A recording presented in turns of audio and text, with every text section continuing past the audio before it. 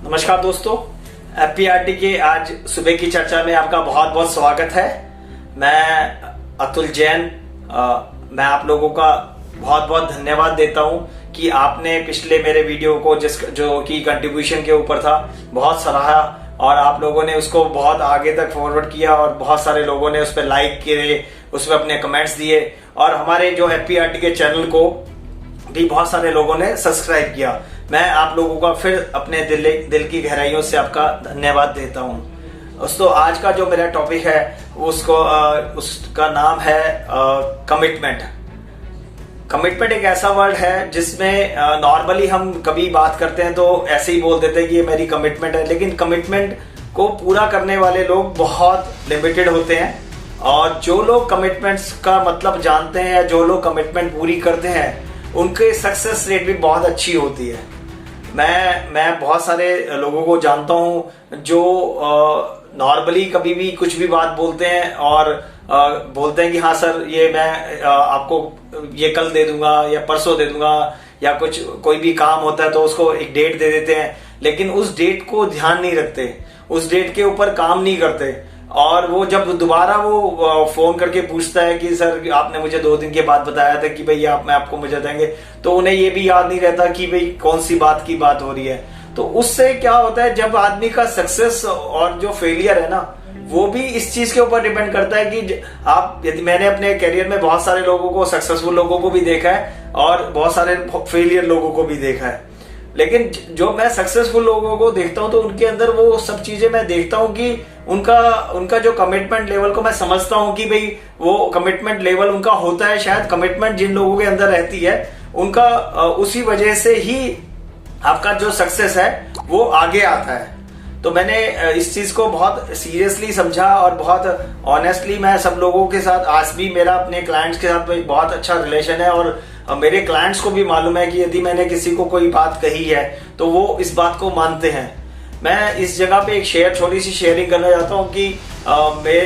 मेरे भी पिछले हफ्ते मुझे किसी क्लाइंट से मिलना था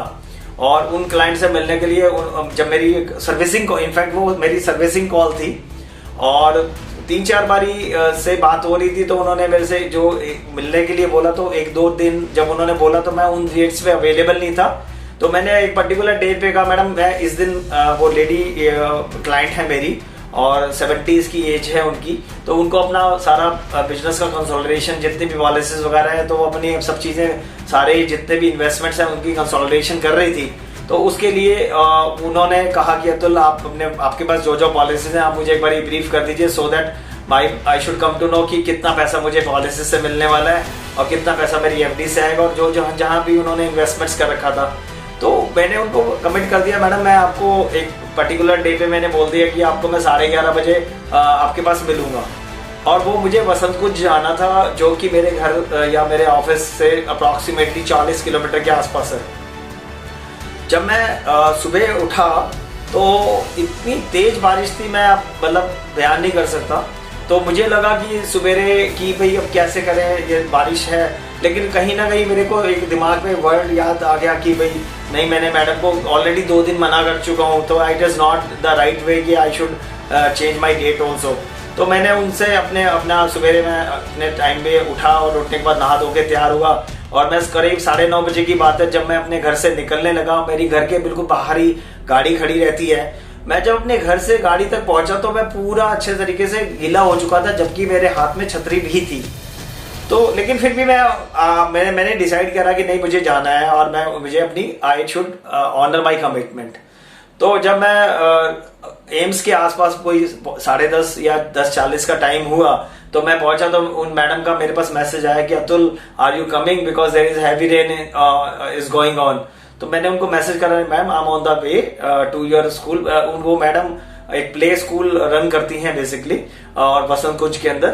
तो उनको मैंने बोला मैडम मैं 11:30 बजे मैं पहुंच जाऊंगा। और जब मैं 11:30 बजे पहुंचा और मैडम उस टाइम पे तक नहीं आई थी और वो 5-7 मिनट के बाद दोबारा जब आई, आने के बाद उन्होंने कहा कि मुझे अतुल बिल्कुल नहीं विश्वास था कि आप आ जाओगे।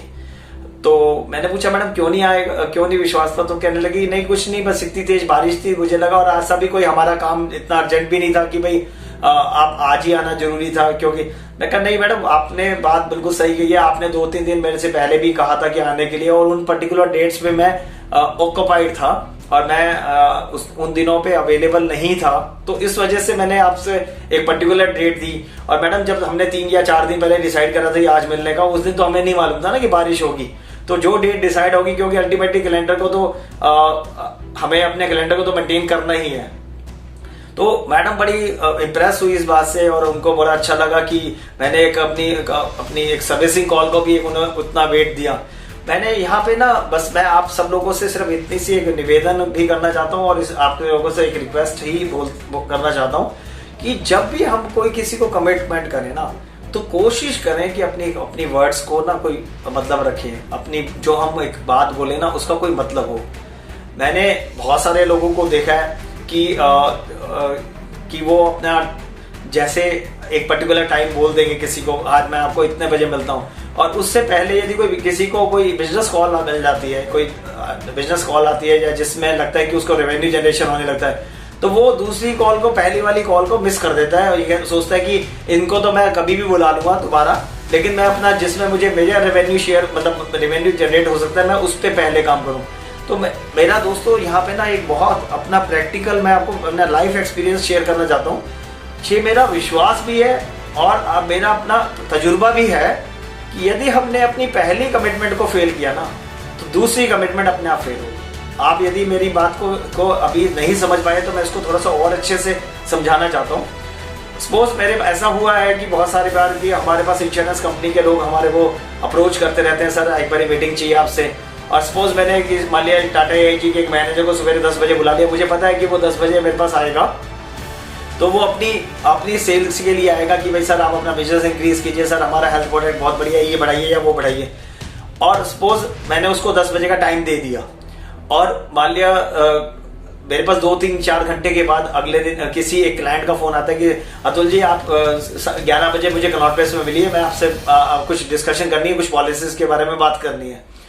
तो यदि मैंने 10 बजे जो मेरे पास सुबह मेरे ऑफिस में आने वाला बंदा है, मैंने उसको इग्नोर करा ना, तो मैं 11 बजे की मीटिंग में तो मैं 11 बजे की मीटिंग में पहुंचूंगा और वो बंदा मुझे नहीं मिलेगा, ऐसा होगा। या वो मिलेगा तो वो मीटिंग मैटराइज नहीं होगी। ऐसा मेरे साथ मैंने 1-2 बारी, जब मैंने अपने कैरियर के शुरू के टाइम में ये इस चीज का, जब तक मुझे इतनी सेंस नहीं थी कि कमिटमेंट का क्या मतलब होता है, इतना सब कुछ नहीं पता था, तो मैंने 1-2 बार ऐसा आजमाया। और उसके बाद जब मुझे कमिटमेंट का मतलब समझ आया कि भाई यदि आपने अपना पहला वर्ड चेंज कर लिया तो दूसरा वर्ड ऑटोमेटिकली चेंज होगा। तो इसलिए दोस्तों मेरी अपनी हमेशा से कोशिश रहती है कि जो मैं एक बार डिसाइड करता हूं वो उसको मैं कंटिन्यू करता हूं, अनलेस एंड अनटिल बहुत इमरजेंसी नहीं हो तो कोई। तो दोस्तों आज मेरे को लगा कि पहला जो मेरा पिछला वीडियो जो मेरा आया था उसमें कंट्रीब्यूशन के ऊपर मैंने बात की, और उसमें भी सब लोगों ने बहुत सराहाया, मुझे अच्छा लगा। आज मैंने ये कमिटमेंट की बात करी। आज मेरी ये जो कमिटमेंट की बात है सर, आप यदि इसको थोड़ा सा गहराई से सोचना, और इस बात का मैं आपको मतलब 100% आपको बताता हूं कि यदि आपने अपनी कोई फैमिली को कमिटमेंट दे रखी है और आपके पास कोई बिजनेस कॉल आ जाती है और अपनी फैमिली को कहते हैं नहीं, आप उसको इग्नोर मारते हैं, आप अपनी पहली कमिटमेंट को इग्नोर करिए, दूसरी कमिटमेंट अपने आप फेल हो जाएगी। ये मेरा एक्सपीरियंस है। तो आज मुझे लगता है कि सुबह सुबह आप लोगों ने मुझे सुना, मैं इसके लिए आपका बहुत बहुत दिल की गहराइयों से आपका धन्यवाद करता हूं। और आप लोगों से एक पुनः रिक्वेस्ट करता हूं कि आप लोग बहुत अच्छी तरीके से हमारे चैनल का प्रचार कर रहे हैं, और बहुत सारे कुछ बोर्ड मेंबर्स, कुछ हमारे सिल्वर मेंबर या गोल्ड मेंबर्स ने लीड ली है कि भाई वो 50 या 60 लोगों को सब्सक्राइब कराएंगे, हमारे लिंक्स को 200-300 एजेंट्स तक पहुंचाएंगे। मैं उन लोगों के डेडिकेशन को, उन लोगों के कंट्रीब्यूशन को उनको मैं सलाम करता हूं, उनका धन्यवाद करता हूं कि जिन लोगों ने इस FPRT को आगे बढ़ाने की जिम्मेवारी ली है। मैं उन लोगों के लिए मेरे पास उन लोगों को बहुत बहुत साधुवाद। और आप